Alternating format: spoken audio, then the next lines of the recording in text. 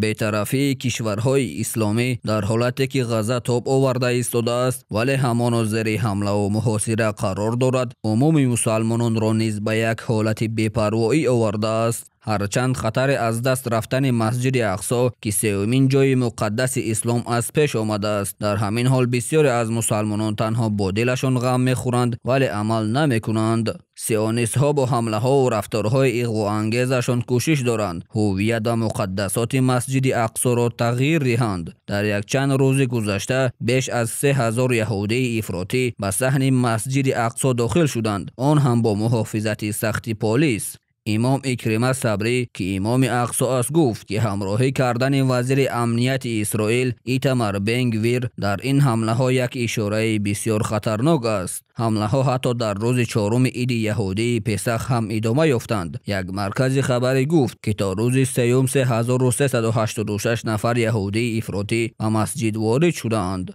پلیس شهر قدس و قسم کهنه آن را پر از سرباز کرده است، گویا که آنجا پایگاه جنگی است. صبح یک چند روز پیش یک گروه یهودیان به قبرستان نزد مسجد رفتند و در آنجا مراسم دینی یهودی خود را گذرانیدند، چیزی که مقدسات اسلامی را پایمال میکند. اکرمه صبری گفت که حکومت و مهاجران یهودی خط سرخ را عبور کردند و این رفتارهایشان به خاطر خشمگین کردن مسلمانان است.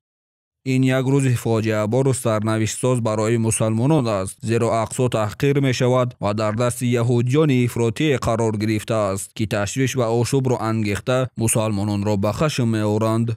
وی از فلسطینی ها که در داخل قلمرو اسرائیل خواست که به مسجد بیشتر روند، نه تنها روزهای جمعه یا شنبه، چون یهودیان افراطی در دیگر روزها هم می آیند. حرکت حماس گفت که این حمله ها به اقصی و مسجد ابراهیم قسمی از نقشه اسرائیل است تا این مکانها را یهودی گردانند.